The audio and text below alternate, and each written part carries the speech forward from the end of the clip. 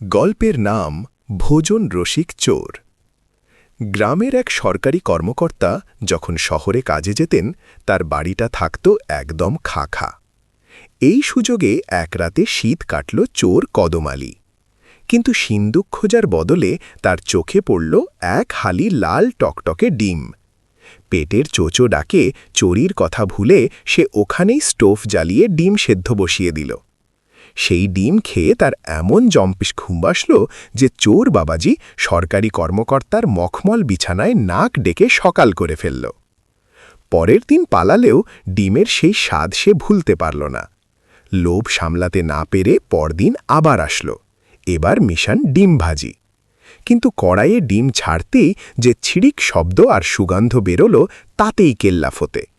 পাশ দিয়ে যাওয়া এক পথিকের নাকে সুগন্ধ যেতেই সে লোক জড়ো করে দরজা ভেঙে ঢুকে পড়ল।